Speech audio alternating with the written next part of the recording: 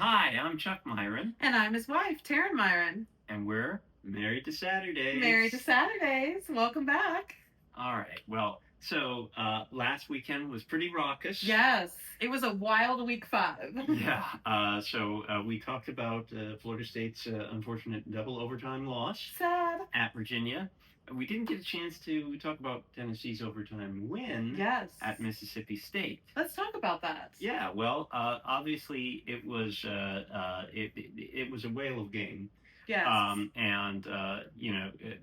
little frustrating at times because Tennessee was not stopping the run, running the ball very well, and Joey Aguilar was overthrowing the ball, and that resulted in some of those tip passes that led to interceptions. Yes.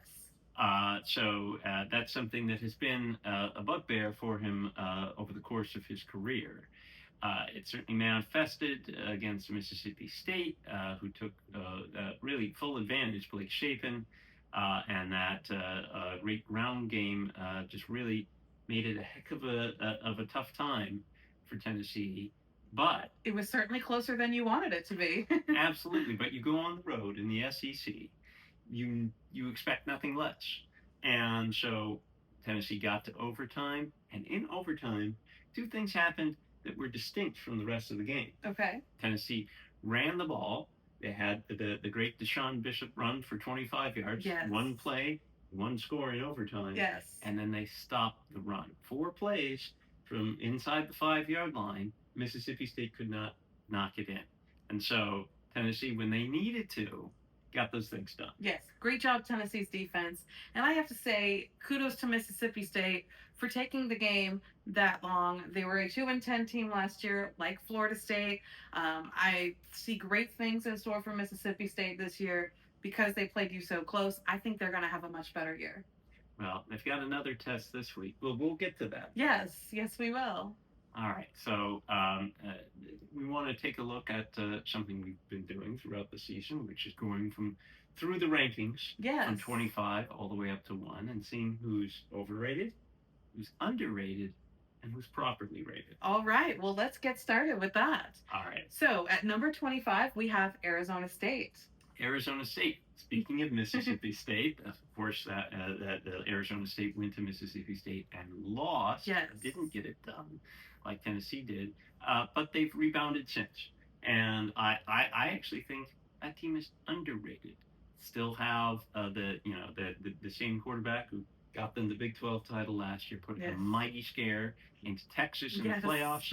And so, look, I think that's a top 25 team. Going to Mississippi State and losing a close game is not a terrible mark, as we have come to find out. We've learned that. I think that they're at least slightly underrated at 25. I agree with you, and don't forget that's who we both picked to win the Big 12 this year, even though that race is still wide open. Absolutely wide open. Number 24, a team that is very close to me last week, Virginia. Virginia, properly rated right there. They certainly belong after what they did last week. It's a matter of now whether they can do that consistently. Yes. They have the loss to NC State. If you follow college football talk much, you probably know about the commutative property of wins. And I think it goes like this. I think it's Old Dominion beat Virginia Tech. Virginia Tech beat NC State beat Virginia, which beat Florida State, which beat Alabama, which beat Georgia. So by that logic, then you'd say Old Dominion is better than Georgia, but I'm not so sure. Well, the one that I like, the logic that I prefer to use, is Florida State beat Alabama, Alabama beat Georgia, Georgia beat Tennessee, so therefore Florida State beat Tennessee. What a coincidence. Unfortunately, I don't think that sort of logic holds. Well, I'm going to go on Florida State beat Tennessee until something changes. Well, it's a long season. Lots more to figure out. That's right. Florida State beat Tennessee. So. All right. Well, let's get to number 23. Number 23, we have BYU. BYU, another Big 12 team, Mhm. and a Big 12 team that they're undefeated, aren't they? Yes, they are 4-0. Yeah. So, look, I think right now you're underrated. If you the longer you stay undefeated, the more underrated you get. If you're 23, so I'll put them in there at underrated at Okay. 23. I agree with you. They've done a great job this season. I think they've been one of the biggest surprises of the season. At number 2, we have Illinois. Illinois, look, they don't belong in the rankings. I'm sorry. Indiana just destroyed them a couple of weeks ago. Embarrassed them. They didn't belong in the top 10. They don't belong in the rankings. Yes, they beat USC last week. I'm not so sure USC belonged in the rankings. Certainly not in there now. And I don't think that is enough justification to have Illinois right there. They should be lower. They're overrated. Ooh, ouch. Sorry, Illini fans. Apparently, you don't belong in the top 25. That's true. All right. At number 21, we have Notre Dame. Notre Dame, 2-2. They just beat Purdue last week. I think they're properly rated. Or Arkansas, excuse me, Arkansas last week. That's right. Yeah, which caused Arkansas to fire its coach. Yes. So I mean, look, a win over Arkansas does not a contending team make, but Notre Dame, I think there's enough there. 2 losses aren't terrible losses by any stretch of the imagination to at least be confident that they're 21. Mm-hmm. So I think they're properly rated for now. Oh, interesting. I think they're overrated, but we'll see what happens with the rest of the season. Well, easy schedule. Yes. I mean, so they can certainly climb up. They can, and maybe we might be calling them an overrated. I might be calling them an overrated team as the weeks go by, but we'll see. They've got USC. That's probably their toughest game remaining. Mm-hmm, I think so. All right, at number 20, we have Michigan. They were on the bye last week. Michigan is, I think they're properly rated right now. Certainly they looked like they were outclassed by Oklahoma a few weeks back, but then they rebounded, had what was, at least in Vegas terms, an upset win against Nebraska at Nebraska. And look, I think that's still a top-tier program. Very talented freshman at quarterback, going to have some lapses, so you'll see the inconsistencies. But I think right now that seems to be a good space for Michigan. It's number 20. I agree with you. And I think as the season goes on, I think Bryce Underwood will continue to improve. And hopefully we'll see less inconsistencies from him. Yeah. All right, at number 19, we have an SEC team, Missouri. They went up 1 this week. Missouri is remind me of their record again. I think Missouri is 5-0. They're undefeated. I thought they were undefeated. It's probably why they're ranked. It's an undefeated SEC team. It's tough not to rank them in the top 20.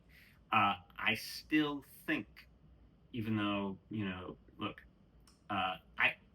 why are they? I guess my question is, why are they rated more highly than BYU? Right. I know one SEC bias, maybe. Well, I know one team is in the Big 12 and the other's in the SEC, but we haven't really gotten into conference play yet, so that hasn't borne out. You don't have the separation. So I think right now, Missouri is at least slightly overrated. I agree with you. I think they deserve to be in the top 25, but not necessarily in the top 20. Right, exactly. All right, number 18, down 10, we have Florida State. Florida State. Well, look, we're going to find out a lot about what kind of Florida State team we have this week against Miami. We'll talk about that later in the podcast. But look, I think that I think that the Florida State is a tricky team to understand because they looked so good against Alabama, and then you had the run defense, the leaky looking run defense manifest against Virginia. And I right now I think Florida State is properly rated. I can't be sure that they're a contending team. I mean, they sure didn't look like it at Virginia. Ouch. And even though look, they have a golden win against Alabama, no question about that. That looks even better than it did before Alabama beat Georgia. Yes. look, I'm just not sold on Florida State as a top 10 contending type team. What? Florida State should be number one. What are you talking about? No, that's not serious. I think Florida State is underrated. I think the loss to Virginia did hurt, but it was a double overtime loss on the road in Virginia on a Friday, and especially with Alabama beating Georgia, I don't think we should have been penalized 10 spots in the rankings. So I think we're a little underrated. Now, what does it being on Friday have to do with it? Because we have one less day to prepare. Same thing for Virginia, though. Mm-hmm. You know, so what if it didn't? But Virginia was unranked. So I mean, it doesn't shorten or lengthen the week. It's all the same. I mean, you got to line it up. If they're playing it on a Tuesday, on a Sunday at 3 a.m., whenever. I'm just trying to advocate for my team. We can hear it, and that's why I think they're properly rated at 18. I disagree, but that's okay. We'll keep going. Number 17, another ACC team, Georgia Tech. Look at that. So that's basically the rankings, the AP voters trying to tell you that they think Florida State and Georgia Tech are roughly equivalent in terms of their skill and their ability. And Georgia Tech is undefeated. I think, look, because of that, because we haven't seen Georgia Tech lose, they're properly rated at 17. But I don't think at the end of the day that we'll think of Georgia Tech as a superior team to Florida State. Ultimately, I think they're probably right there on that line together. That part of it is proper. So I would say, properly rated. Okay. Well, number 16, this team went up to another SEC team in Vanderbilt. We've got a big game this weekend, which we'll talk about later. And here again, I would say properly rated. I agree. They, when I think about Georgia Tech and Vanderbilt, I think about two similar teams with similar quarterbacks, Haynes King and Diego Pavia. Mm-hmm. And I think they are right there together. Of course, Vanderbilt has that opportunity coming up against Alabama, which they'll big go game. up or they'll go down. Yes. That's the way it goes. Yes. But, lots to learn about Vanderbilt, but I think they're properly rated right now. I agree with you. And it's going to be such a great matchup this weekend. And just want to know, they are undefeated. Yeah. Number 15, we stay in the SEC with the team who's had that spot for weeks in Tennessee. Yeah, that's our spot. Look, they're properly rated. How could they not be? You keep throwing the 15s out there. They keep playing close games against their SEC opponents. I think, however, if they have a close game against Arkansas, they would go down. Yes. So, look, they're not going to say it's 15 forever. But with a bye week, well, maybe they will again. But they're properly rated. Yeah, it's 4 weeks in a row. Well, do you think the loss from Alabama beating Georgia, their loss to Alabama, does that hurt Tennessee in any way? I think it does, because that now the double overtime loss doesn't look quite as good. Or it was an overtime loss. Yes, overtime loss. Yeah. We wished for double overtime, but it doesn't. But Tennessee gets to play Alabama too. Right. So at the end of the day, it looks like it might hurt them, but it really shouldn't, because it's going to come out in the wash. You got to play them both. Right. Okay. All right. Number 14. Back to the Big 12 with Iowa State. Iowa State.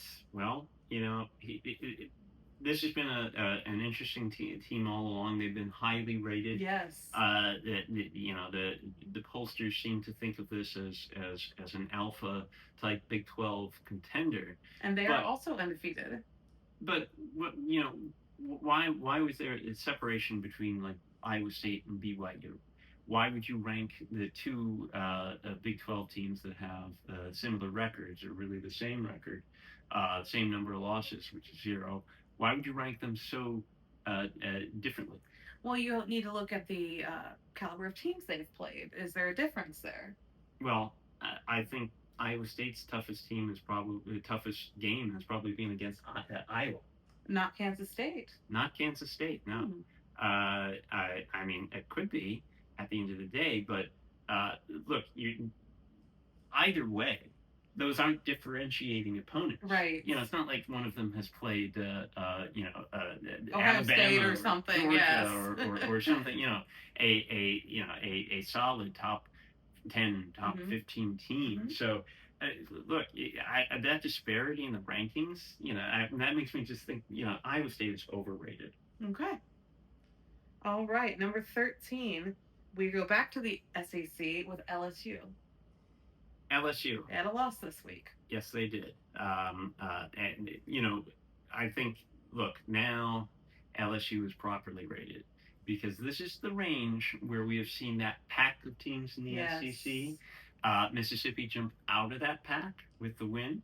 LSU dropped back into that pack with the loss. So this is, Tennessee has been there pretty consistently all year. It seems like, that this has been right where that sort of team should be. So properly rated LSU. And I agree with you. I was doubtful of their number 4 ranking. I think you were as well. So I think LSU may or may not be as good as they say. So we'll just find out more in the season as time goes along. And this is an extremely interesting pack here because this is all playoff bubble. Exactly. So I think you move up or down one space here, and it makes a difference. And you think about the end of the season. So I properly rated, but we'll see how they go the rest of the year. Agreed. Now let's stay in the SEC. At number 12, we have Georgia with their big loss to Alabama last week. Underrated. Ooh. Underrated. Absolutely underrated. Ooh. Should not have dropped to that degree. Ooh, okay. I mean, look, yes, we realize it's about time. Georgia needs to start beating Alabama, especially at home. But Kirby Smart is now 1-7 against Alabama. Doesn't matter who the coach is, apparently. Well, but his record against the rest of college football is impeccable. Yes. So I think to a certain degree you have to you have to factor in the psychological part of this. And to me, I think, look, there's no way that I've seen Georgia plenty, and there's no way that that's just the 12th best team in college football. That there are 11 better teams out there. It was a close loss, obviously, and in overtime. Right, and there's I don't think it was an overtime. Oh, was it? Went in overtime. Oh, but it could have been. I'm thinking of another game. Yes, yeah. We're thinking of Penn State overtime, which was going off at the same time. But look, obviously Georgia could have 2 losses very easily in that overtime game against Tennessee. Right. They could have dropped that, and they could also very easily those could be undefeated. So I think 12. That's pushing it because I think there is some separation between Georgia and LSU that isn't just one spot in the rankings. Okay. Number 11, we have Texas Tech. So this is where Texas Tech's win over Utah comes into play. But again, I question the value of these Big 12 wins against each other. It's there's nobody in the Big 12 that really just stands out. Dissing the Big 12 today, okay. Well, that conference doesn't have any marquee non-conference wins. That's true. It's a conference that's a little lost right now, and I'm not sure that any team should be bumping up there against the top 10. At least not this early in the season. If there's a team that can go into that conference play, run the table, show that they're a dominant force, then absolutely. Okay. But right now, that should be there should be a pack of Big 12 teams that are really together. They should be below those SEC teams. SEC bias here. What do you think? Well, just thinking about performance year over year, and I just think, look, I don't think there's any Big 12 team that should be where Texas Tech is right now. Okay, well, we'll see. Only time will tell. Yes. I actually think they're properly rated, but again, we'll see. Time will tell. I think they are the best team in the Big 12 as of today. they're the best team. I wouldn't argue that. I would just think, I don't think that's the best team in the Big 12 is the 11th best team in the country. Okay, well, we'll find out. All right, let's get to the top 10. And number 10, with a big win last week, is Alabama. They're underrated.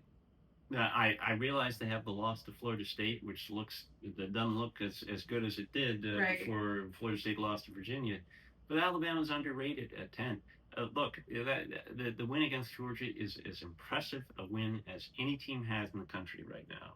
And so I think, look, Alabama looks like maybe not a top 5 team, but certainly closer to 5 than 10. Oh, okay. That's an interesting observation. I actually think Alabama is properly rated because of that loss to Florida State. And it's not like they barely lost, they lost by 14 points.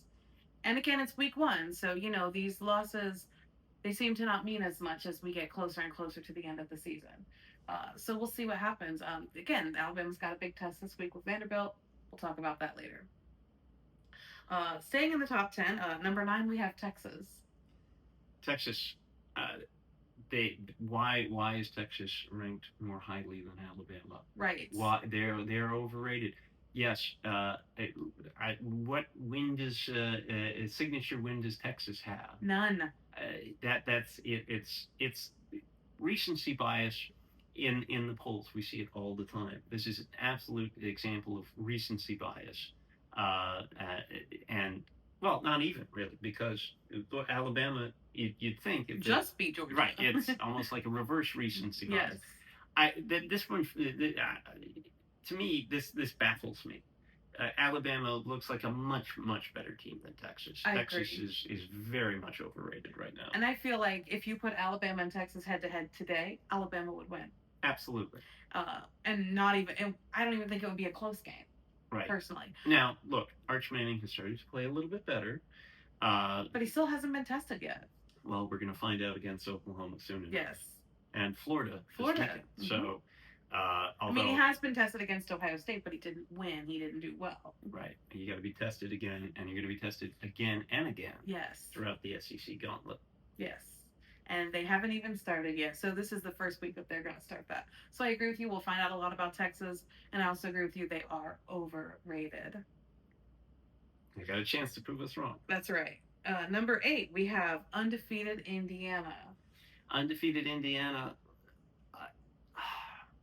Well, right now they're properly rated. I think they do have the potential to climb. Yes. They're going to have Oregon is coming up on their schedule soon enough. That's a big one. And look, I think there's a tendency to dismiss them. I don't think we should. They looked incredibly impressive in dominating Illinois. Yes. A team that had been in the top 10 prior to that. So right now, Indiana's properly rated, but look for them to make a move as the season goes on. Okay. Well, we'll see how Indiana does this year. Like you said, they have that big test against Oregon, and for right now, I agree with you that they're properly rated. So yeah, we'll see how the season goes. All right, number 7, staying in the Big Ten, we have Penn State. Lost to Oregon. Penn State properly rated. Which is heartbreaking. I think. Look, they had really an inspiring rally at home. Yes. Drew Aller pulled the Lazarus. He did. He awoke in the fourth quarter and brought that team back and into overtime. Yes. And but then it was as though the clock struck midnight, and it threw an interception. An unconscionable interception. Yes. The kind of interceptions and the kind of play that has dogged James Franklin's teams really since the beginning there at Penn State. So a frustrating position for them to be in. Of course, they'll have other bites at the apple as the season goes on. Yes, Ohio State definitely. Yes, but look, they are where they are. And they're not, they're not a top 5 team. Everyone thought this could be Penn State's year. Mm-hmm. Maybe they were 1 or 2 or 3. No. Okay, you heard it. This is not Penn State's year. Well, it didn't look like it. Well, James Franklin has a lot of pressure. Of course, he's been known for not winning the big games, but he has even more pressure on him this year. How's that going to Absolutely. play out? Again, only time will tell. Well, we'll see. All right, number 6, we have Texas A&M. Overrated. I agree. Completely overrated. Overrated. Why would Texas A&M be ranked higher than Alabama? Well, what are we basing this on? Or Texas? Look, the win over Notre Dame, but great, and they're undefeated. How good is and obviously, but that's the marquee win in amongst the others that they have. I realize it's very hard not to rank an undefeated SEC team as highly as they're ranked, but that's very aggressive. Mm-hmm. And the Notre Dame Notre Dame's 2-2, so look, there's not enough on Texas A&M's resume that says that ought to be number 6 right I now. agree. Yeah. Completely overrated, but I'm confident. Sorry, Texas A&M fans. I'm confident that they're going to go down in the rankings eventually because they're going to get some losses. So, but this is the pollsters telling you Texas versus Texas A&M would be a top 10 matchup. Mm-hmm. I don't think when we get to the end of the season, last weekend of the season, when that does happen, I have sincere doubts that it will be a top 10 matchup. I agree. I agree. Of course, we'll see. Stranger things have happened. We'll see. All right, at number 5, we have Oklahoma. This is a really difficult team to rank because of the John Mateer injury. When is he going to come back? We think about a month, but that's kind of vague. And they won't have him around for the Texas game. I think that's pretty certain. Mm-hmm. And so then what are you going to do if they lose to Texas? Do you vault Texas? Do you bury Oklahoma in the rankings? I think they're properly rated for now, just because we're not going to have a chance to really see that complete Oklahoma team. But they look good with Mateer in the lineup, from what we've seen. They beat Michigan, so they're properly rated. It's sort of an incomplete in school, if that makes sense. I somewhat disagree with you. I think they're overrated. Yes, their best win is against Michigan, but Michigan is not as good as a lot of the other SEC teams, in my opinion. So I think Oklahoma is a bit overrated. I think they vaulted up to number 5 because of all of the top 10 teams that lost this past weekend. So I think Oklahoma just got lucky in being ranked number 5. I think to some degree, look, if you're an AP voter, there may be some thinking that, look, they're going to get knocked down in the rankings when they lose games that they shouldn't because John Mateer isn't there. So maybe they should be artificially high so that they're not penalized so much by those losses, so that when they go down, they don't go down too far. Interesting. Because you try and think, you as an AP voter, you don't have control over the entirety of the poll, right? So you're just kind of thinking, how do I make my contribution count in amidst all of the other voters? Right, that's true. There's kind of some psychology there. Okay, interesting point. I never thought about it that way. Number 4 is Ole Miss, Mississippi. Well, big win over LSU this weekend. Absolutely. Look, they deserve it. I agree. Look, LSU didn't belong where they were, but what matters is that Mississippi just got a big win. Mm-hmm. They're going to have to get more of those to stay in that position, but look, that Mississippi absolutely deserves it. They looked really good this past weekend. That has the look of a contending team. I agree. Number 3, we have Miami. They went down 1. Which doesn't make much sense, but right. There they are. Well, they were on the bye last week. Right, but you shouldn't lose your space if you're not playing. Right. Look, Miami is properly rated where they are. I think that's a team that, obviously, you're hanging your hat on what?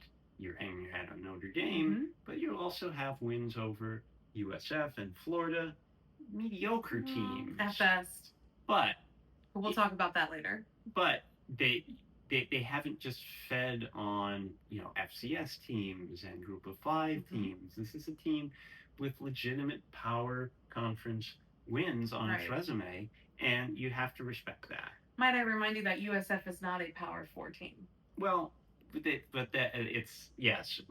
is a really really top tier Group of 5. It's a Power 4 team with a Group of 5 team with wins over Power 4. That is true. Well, actually, it's just the one over Florida, but we can look past that and just say, look, Miami has some quality wins, and they deserve to be where they are. For now, they're going to have a huge test this weekend, though. And we're going to dive all into that shortly. Yes.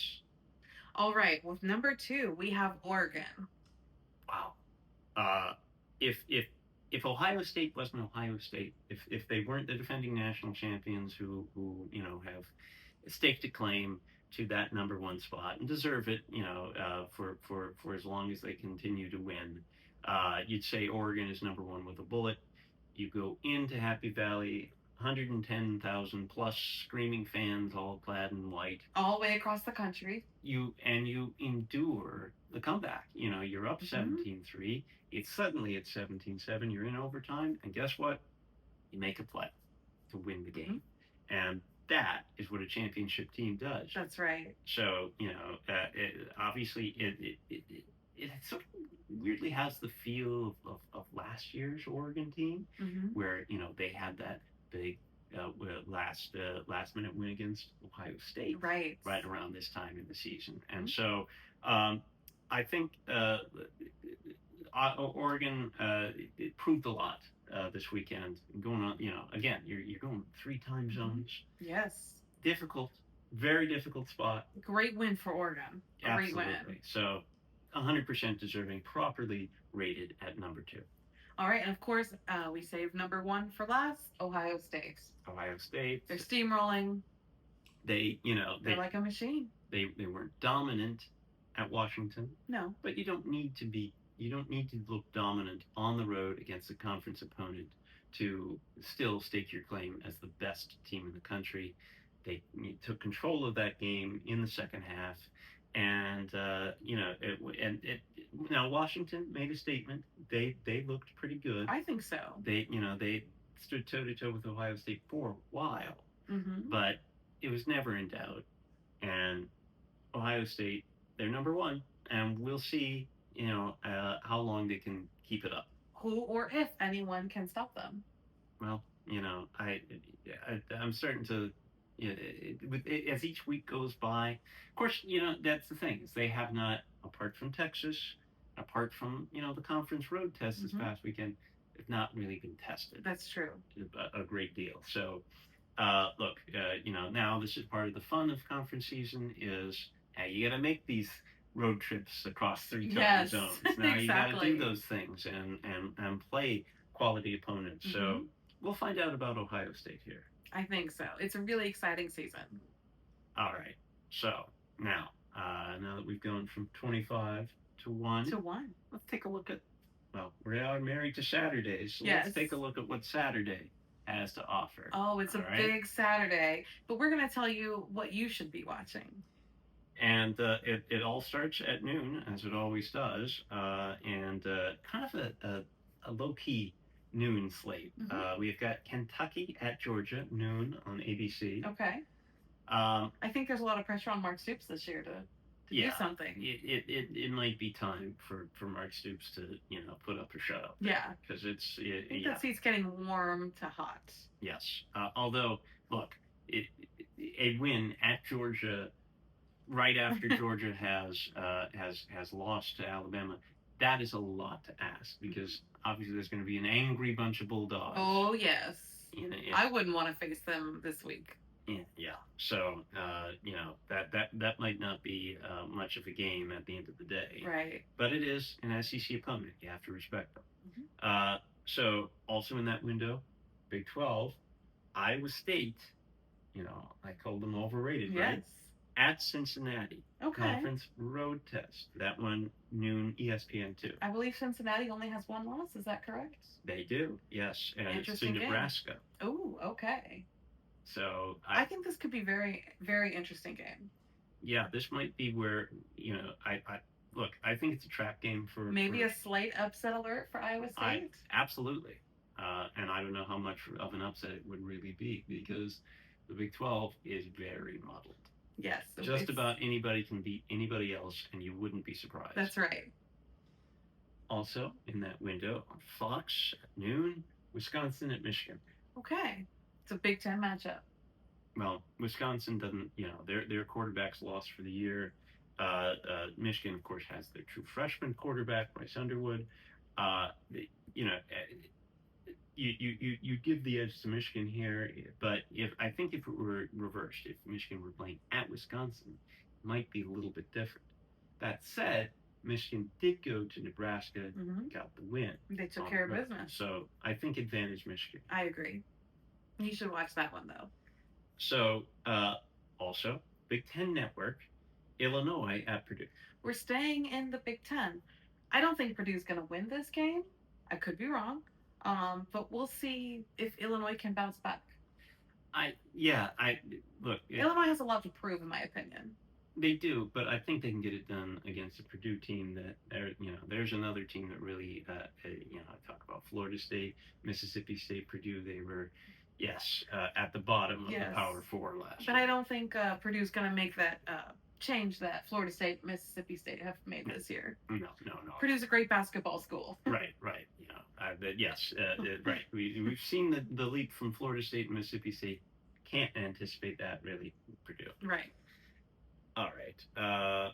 I think also in that window, noon on ESPN, Clemson goes to North Carolina. Now, this is an interesting ACC matchup. Both teams have fallen pretty short of expectations. Clemson was, predicted to win the ACC, which they still could, even though they have the losses. Unlikely, but it's possible. Their expectations for North Carolina were really high with Bill Belichick coming. So I think this is a really interesting matchup. Remember, Clemson's only win is a comeback win against Troy. So I think this is a very evenly matched game. Yeah. So these are two much maligned coaches. Yes. It's a must win for Dabo Swinney. Agreed.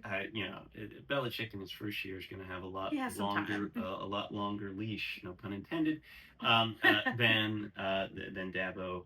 A 1-4 Clemson team would send Dabo retiring to the beach. Well, he's not retiring to the beach. He said he's not going to do that, but at 1-4, he might not have a choice. Right. So I think that's a must-win for Clemson. We're going to move and skip ahead to the 3:30 games where they get a little bit juicier, and probably the biggest one in that window. Vanderbilt, and undefeated Vanderbilt, goes to take on Alabama. In Tuscaloosa. That's a huge game. College game day is coming. Although us Florida State fans are a little disappointed about that, even though ACC Huddle will be in Tallahassee. However, Vanderbilt, Alabama, huge game. Remember, Vanderbilt had the huge upset win last year over Alabama. That was in Nashville, though. Exactly. This will be in Tuscaloosa, and Vanderbilt has a tremendous opportunity. If they win, they're going to be 6-0. They're going to be halfway to an undefeated season, which is just mind-boggling. And already bowl eligible. Right? So a lot is available for the taking there for Vanderbilt, but Diego Pavia, if he's able to back up the talk, how amazing would that be? Yes. So that's a highly intriguing game, and Alabama also coming off the high. Can they refocus? Can they sustain this? That's a team. That's the thing that Nick Saban was able to do, was to get his team used to being the hunted, used to having the target on their backs week after week. Yes. So can Kalen DeBoer do the same thing? You can have a big win, but can you be consistent about keeping up that level of play? Plus, you're competing in the SEC. You have to have that high level. You have to play at that high level all the time to be competitive in that conference. Absolutely. So that one, 3:30 ABC. So then 3:30 on ESPN. Stay in the SEC. Texas at Florida. This is an intriguing game because we all know Florida has not done well this year. The game is at the Swamp in Gainesville. Texas has fallen a little bit short of expectations. This is the biggest test for Arch Manning since the Ohio State game. So this is the best team that Texas has played since week one. How is Arch Manning going to do on the road in the Swamp? And they are not friendly in the Swamp. Trust me, these two fans know that very well. Well, look, these are two quarterbacks. We've talked about two coaches who've been much maligned, two quarterbacks as well. Much maligned. With Arch Manning and DJ Lightweight, much was expected of them coming into the season, and they really haven't delivered so far. So, very interesting game. I think you should watch it. So, also, 3:30 NBC, Boise State at Notre Dame. Ooh, now this could be a difficult matchup for both teams. Boise State was ranked in week one, and then they got beat by South Florida handily. Notre Dame was very highly ranked. They lost to a good Miami team. They lost against Texas A&M, who's also showed that they can play pretty well this year. So I think this is a very good matchup for both teams. Who is Notre Dame? We might learn a little bit more. Also, who is Boise State? I think this is an education game. It is an education game. I think the Boise State. Look, you play for both teams playing, by the way, for their playoff lives. That's right. I don't think either team can get to the playoffs if they lose this game. So, these are two playoff teams from last year. I don't think they're going to be two playoff teams from this year. It's either or. So keep an eye on that one. And I know you'll be keeping an eye on this one. At 3:30 on ESPN2, Virginia goes to Louisville. Oh, that's a very interesting game. I mean, obviously, I want to pull for Virginia because they beat us, and I don't believe we play Louisville this year. Louisville's undefeated. Right. And Virginia, of course, as I mentioned, had that loss to NC State. Of course, they have the bigger win, too, over Florida State. Yes. But this is the kind of game that looks almost like a toss-up. Yes. Louisville just beat Pitt last week in a great game. That was close game. So I'm very much going to be paying attention to this one, almost as much as I'm going to be paying attention to Vanderbilt, Alabama. Well, yeah, Louisville with the comeback. Yes. The big surge to erase a 17-0 deficit against Pitt. That's right. So both teams coming in on looking good. Right, on an emotional crest, yes. too. So, yeah, I think that's definitely one to watch. Yes. Let's pivot now to... Oh, I'll throw in one more. Okay. I think this is an interesting one. It could have been better if Steve and Jelly were still healthy, but alas, Syracuse at SMU, 3:30 ACC Network. I like this game. I think it's even without Angeli, because we still don't know a lot about SMU as well. They did have that bad loss to TCU, so it's going to be interesting to watch. Yeah, as a Tennessee fan, of course, Syracuse, we want to make sure that win is as good as it looks as good as it can be. And Jelly's loss hurt, and they were pushed around by Duke last week, so it would really help get that win over the defending regular season ACC champions. Yes. All right.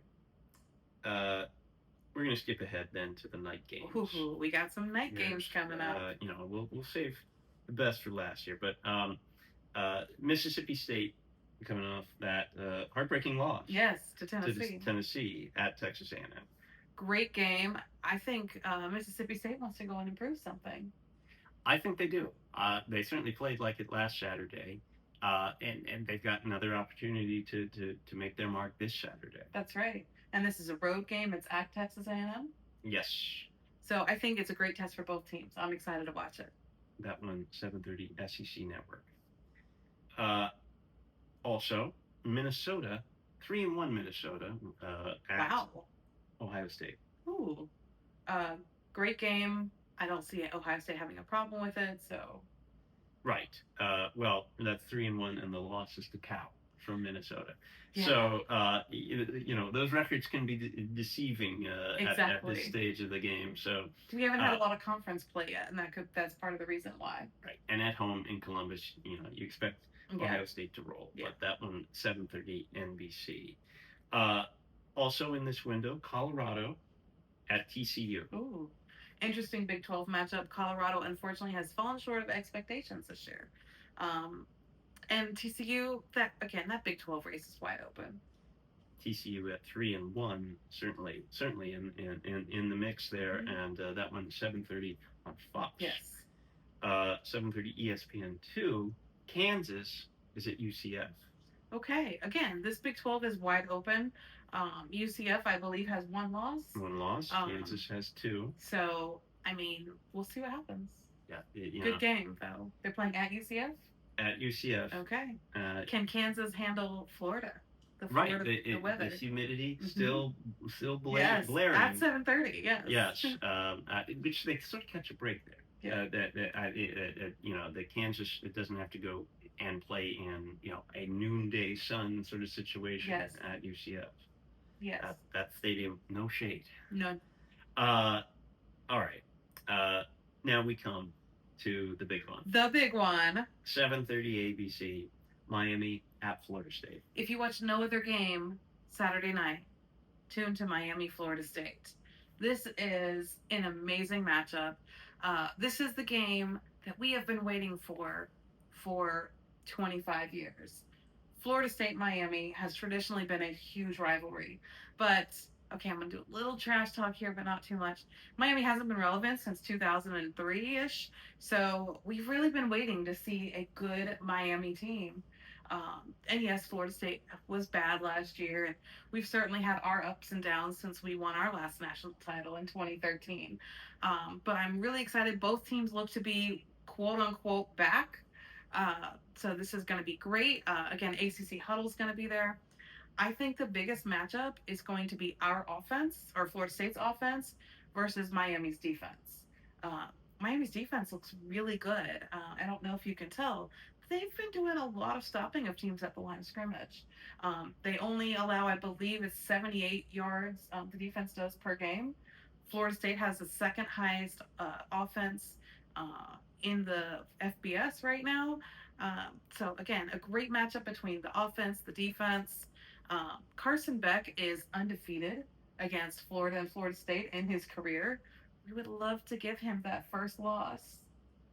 Well, now, mind you, I think one of those wins was the 63-3 shellacking that Georgia gave that shell of the Florida State team. Yes, that was like the fourth string Florida State team. Yes. That we saw in person. Right, we were there.